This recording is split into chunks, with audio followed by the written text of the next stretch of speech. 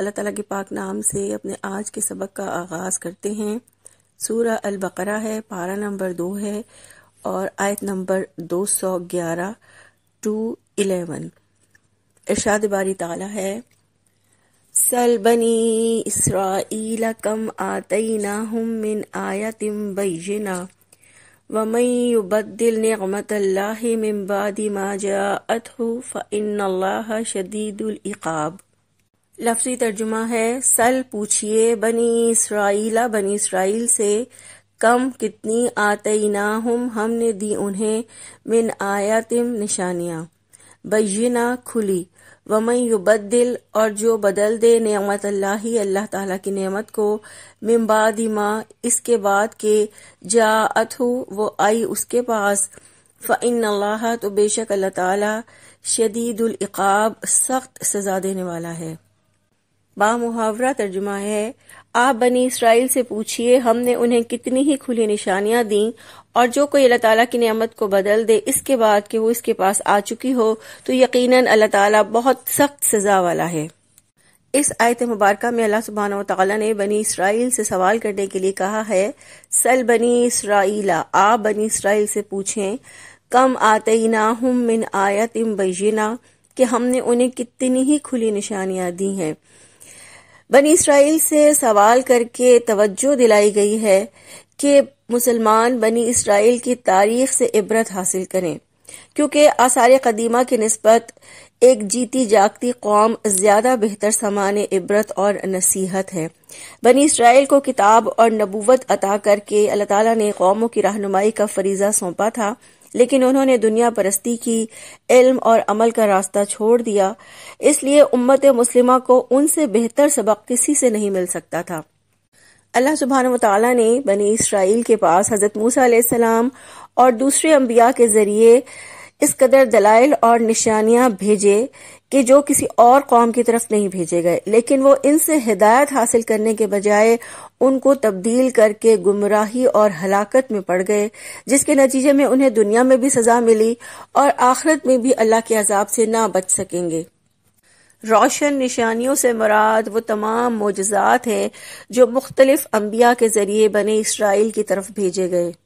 مگر ان معجزات سے بھی وہ ہدایت اور رہنمائی اور ایمان نہ پا سکے۔ فرمایا، وَمَن يُبَدِّلْ نِعْمَتَ اللَّهِ اور جو کوئی اللہ تعالیٰ کی نعمت کو بدل دے۔ اللہ تعالیٰ کی نعمت یعنی اسلام کو انہوں نے اللہ تعالیٰ کی نعمت کو بدل ڈالا تھا۔ اللہ تعالیٰ کی نعمت یعنی اسلام کے سامنے سر جھکانے سے انکار کر دیا تھا۔ بنی اسرائیل نے اللہ کی ہدایت کے سامنے سر نہ جھکایا، نہ دلائل نے انہیں مطمئن کیا، نہ ہی معجزات نے، اور نہ ہی انہوں نے اللہ تعالیٰ کی رہنمائی سے کوئی فائدہ اٹھایا، بلکہ انہوں نے ایمان کے بدلے کفر کا راستہ اختیار کیا تو اللہ تعالیٰ کے عذاب کے مستحق بن گئے۔ اب یہاں ہم دیکھتے ہیں کہ نعمت کو تبدیل کرنے سے کیا مراد ہے۔ نعمت کو بدلنے سے مراد یہ ہے کہ جو کوئی اللہ تعالیٰ کی نعمت کو پانے کے بعد اس میں کوئی تبدیلی کرتا ہے، اس میں کوئی تحریف کرتا ہے، یا خود غلط روش اختیار کرتا ہے، یا کفران نعمت کرتا ہے، یعنی نعمتوں کی ناشکری کرتا ہے، تو وہ نعمت اللہ تعالیٰ اس سے چھین لیتے ہیں اور اللہ تعالیٰ اس طرز عمل پر بہت سخت سزا دیتے ہیں۔ تو اس سے ہمیں پتہ چلتا ہے کہ کوئی شخص اگر کوئی دینی یا دنیاوی نعمت پر اللہ کا شکر ادا نہیں کرتا تو وہ اللہ تعالیٰ کے عذاب کا مستحق بنتا ہے۔ اللہ تعالیٰ نے سورہ ابراہیم میں بھی فرمایا، لَئِن شَكَرْتُمْ لَأَزِيدَنَّكُمْ اگر تم شکر ادا کرو گے تو میں اور زیادہ دوں گا، وَلَئِن كَفَرْتُمْ إِنَّ عَذَابِي لَشَدِيدٌ لیکن اگر تم نے کفران نعمت کیا تو میرا عذاب بہت شدید ہے۔ تو اس سے ہمیں پتہ چلتا ہے کہ اگر کوئی نعمت پر اللہ تعالیٰ کا شکر بجا لاتا ہے، اس کی حقوق ادا کرتا ہے، تو وہ نعمت نہ صرف ہمیشہ برقرار رہتی ہے بلکہ اللہ تعالیٰ اس نعمت میں ہمیشہ اضافہ کرتے رہتے ہیں۔ گویا اللہ کا شکر ادا کرنا نعمت کی حفاظت کرتا ہے اور نعمت میں اضافے کا سبب بنتا ہے۔ پھر فرمایا، فَإِنَّ اللَّهَ شَدِيدُ الْعِقَابِ تو یقیناً اللہ تعالیٰ بہت سخت سزا دینے والا ہے۔ یہاں اس آیت میں سزا سے مراد دنیا کی سزا بھی ہے اور آخرت کی سزا بھی۔ دنیا کی سزا یہ ہے کہ بے چینی ہو، بے اطمینانی ہو، بے سکونی ہو، یا پھر کسی بھی نوعیت کا عذاب ہو، اور آخرت کی سزا اس کے مقابلے میں بہت سخت ہے۔ اللہ تعالیٰ نے شدید العقاب کہہ کر لوگوں کے ایمان کو جھنجھوڑا ہے کہ اگر ایمان کی نعمت چھوڑ کر کفر اختیار کرو گے اور اللہ کی نعمتوں کی ناشکری کرو گے تو اللہ بہت سخت سزا دے گا۔ آیت نمبر 212 ہے، زُيِّنَ لِلَّذِينَ كَفَرُوا الْحَيَاةُ الدُّنْيَا وَيَسْخَرُونَ مِنَ الَّذِينَ آمَنُوا وَالَّذِينَ اتَّقَوْا فَوْقَهُمْ يَوْمَ الْقِيَامَةِ وَاللَّهُ يَرْزُقُ مَن يَشَاءُ بِغَيْرِ حساب۔ لفظی ترجمہ ہے، زُيِّنَ خوشنما بنا دی گئی، للذین ان لوگوں کے لیے جنہوں نے کفروا سب نے کفر کیا،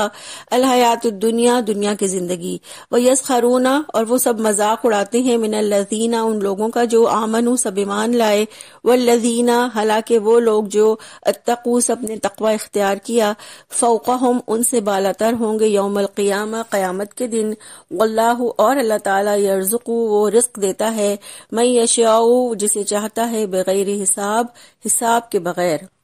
با محاورہ ترجمہ ہے، دنیا کی زندگی ان کے لیے خوشنما بنا دی گئی جنہوں نے کفر کیا، اور وہ ان لوگوں کا مذاق اڑاتے ہیں جو ایمان لائے، حالانکہ جو لوگ اللہ تعالیٰ سے ڈر گئے وہ قیامت کے دن ان سے بلند ہوں گے، اور اللہ جس کو چاہتا ہے بے حساب رزق دیتا ہے۔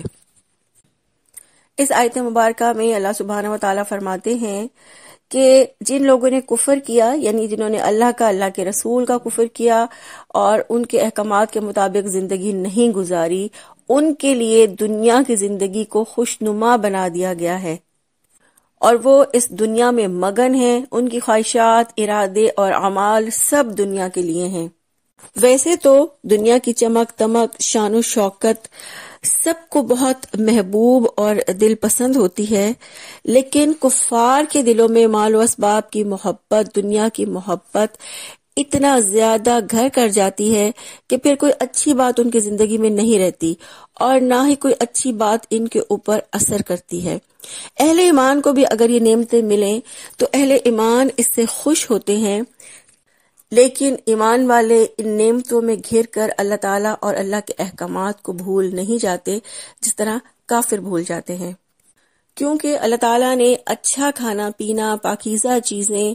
اور اچھا رہن سہن اختیار کرنا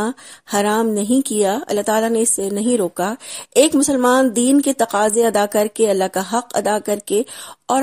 حلال طریقے سے چیزوں کو کما کر اپنی دنیا کی زندگی گزارے تو اس میں کوئی حرج نہیں ہے، لیکن اس کے ساتھ ساتھ یہ حدیث بھی ذہن میں رہے کہ اللہ کے رسول صلی اللہ علیہ وآلہ وسلم نے فرمایا، دنیا مومن کے لیے قید خانہ اور کافر کے لیے جنت ہے، یعنی مومن ان تمام نعمتوں اور تعیشات کے درمیان رہ کر اس طرح زندگی گزارتا ہے جیسے یہ دنیا ایک قید خانہ ہے، اور کب اس قید سے چھٹکارا ملے اور کب وہ اللہ کی طرف دوڑے، جبکہ کافر اسی دنیا کو جنت بنانے کی تگ و دو میں رہتا ہے اور اسی جنت میں خوش رہتا ہے۔ تو یہاں ہم اپنا بھی جائزہ لیں گے کہ ہمارا طرز عمل کیا ہے۔ پھر فرمایا، وَيَسْخَرُونَ مِنَ الَّذِينَ آمَنُوا اور وہ ان لوگوں کا مذاق اڑاتے ہیں جو ایمان لائے، دنیا کے لیے بھاگتے ہیں، دنیا داروں کی عزت و تکریم کرتے ہیں اور ایمان والوں کا مذاق اڑاتے ہیں، اور کہتے ہیں کہ کیا یہی لوگ ہیں جن پر اللہ تعالیٰ نے احسان فرمایا تھا، اور ایمان والوں کا تمسخر اڑاتے ہوئے کہتے ہیں کہ ذرا ان پاگلوں اور بے وقوفوں کو تو دیکھو کہ جنہیں اپنے نفع نقصان کا کچھ ہوش نہیں، بس آخرت کی فکر میں ہی دبلے ہو رہے ہیں۔ اور ایسا کیوں ہوتا ہے؟ کیونکہ جن لوگوں کے لیے دنیا کی زندگی خوشنما بنا دی جاتی ہے انہیں دنیا کی چیزیں ہی بھلی لگنے لگتی ہیں، ان کی نظر دنیا کی چیزوں پر ٹکی رہتی ہے اور آگے بلند مقاصد تک نہیں جاتی۔ وہ اللہ تعالیٰ کا مال جمع کرتے رہتے ہیں لیکن اس کے راستے میں خرچ کر کے اس کی رضا حاصل نہیں کرتے۔ کفر کرنے والے دنیا کی محبت ہی کی بنا پر اللہ کے احکامات کا انکار کرتے ہیں،